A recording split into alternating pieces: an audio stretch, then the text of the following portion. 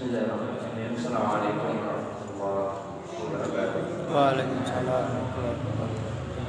Alhamdulillah. Nikmat iman dan Islam. Syukur la ilaha illallah wa Muhammad Rasulullah. Allahumma shalli ala nabiyyina Muhammad wa ala alihi wa sahbihi ajma'in. Ba'd. Bapak Ibu, kita mulai kita dengan berdoa. Bismillahirrahmanirrahim. Rabbi zidni ilma. Alhamdulillah masih sehat ya. Ada yang sakit? Kalau sakit ya pulang. Jangan di sini. Sakit hati ada ya? Banyak. Alhamdulillah masih diberi kesempatan sakit. Karena sakit itu terasa nikmat kalau dirasakan. Giliran sehat tak pernah merasakan nikmatnya sakit. Saya kemarin minum 4 hari di RSI. Malamnya WA sama teman. Lagi di RSI juga. Dia sekali mengingatkan ibu. Malamnya WA, paginya dapat berita meninggal. Ya itulah usia. Usia itu sangat singkat. Jadi yang masih sehat bersyukurlah. Yang sakit juga bersyukurlah. Karena sakit itu satu, bisa menjadikan kita manusia yang bersyukur kalau sadar. Dua, bisa menghapus dosa insyaallah kalau selama sakit banyak istighfar. Tapi kalau sakit perlu tahu ya gimana mau diampuni dosanya. Apalagi kalau masuk rumah sakit biayanya mahal, nggak punya uang, tambah stres. Jadi yang sakit kita doakan, Allahumma ya Rabban nas azbil ba'sa ishfi mardana anta syafi la shifaa illa shifaa shifaa la yughadiru saqama. Dan begitu pula untuk saudara-saudara kita yang mungkin jamaah kita yang terlebih dahulu dipanggil oleh Allah Subhanahu wa taala, mungkin perintis masjid ini sudah ada yang dipanggil oleh Allah Subhanahu wa taala. Kita doakan semoga Allah lapangkan kubur mereka dan Allah anugerahkan nikmat kubur atas mereka. Allahumma ighfir lahum warhamhum wa'afihim wa'fu. Yang jarang kita lakukan kan mendoakan jamaah masjid yang sudah meninggal. Yang kita doakan yang masih hidup. Padahal jamaah kita sudah banyak meninggal ya jamaahnya. Lebih banyak yang meninggal apa yang masih hidup? Jamaah masih hidup. Lebih banyak yang hidup ya? Alhamdulillah. Berarti yang meninggal bisa dihitung ya. Ini kan bisa dihitung.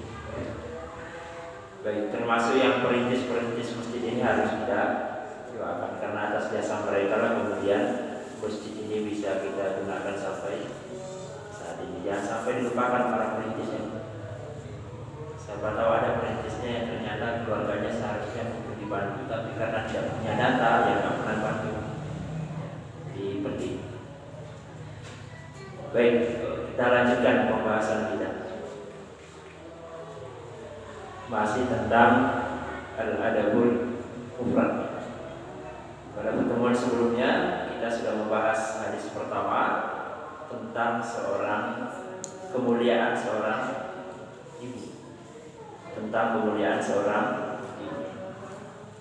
Sampai-sampai ketika sahabat bertanya siapa yang harus saya muliakan antara ayah atau ibu, Rasulullah mendahulukan ibu dengan ucapan berapa kali?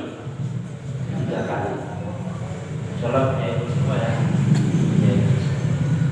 Yang tidak punya ibu kan cuma 1. Nabi Adam saja yang tidak punya ibu. Yang tidak punya ayah 1, coba. Yang 2 salah. Nabi Adam juga tidak punya ayah. Nabi Adam dan Nabi Isa. Tapi di zaman kita banyak wanita yang ingin seperti Bunda Maryam, punya anak tidak punya suami. Banyak kan zaman sekarang ini. Ini penting. Sampai-sampai di negara kita banyak kisah tentang kedurhakaan anak kepada orang tua. Yang paling terkenal kan yang paling kundang dia. Paling kundang itu dari mana? Sumatera ya? Sumatera apa Kalimantan? Sumatera ya? Sumatera. Kalimantan itu batu menangis kalau nggak salah. Ada juga kisah batu menangis. Ini kisah-kisah fiktif yang sengaja dibuat untuk menarik pelancong gitu ya. Saya tarik untuk pariwisata. Itu kisah-kisah fiktif buatan manusia. Dikutuk jadi batu. Kutuk jadi batu.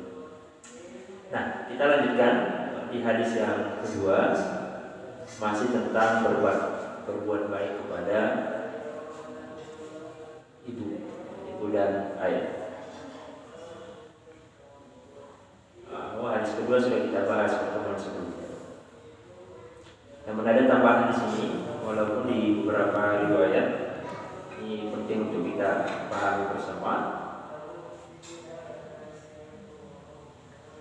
Dari Ibnu Abbas, annahu atahu rajul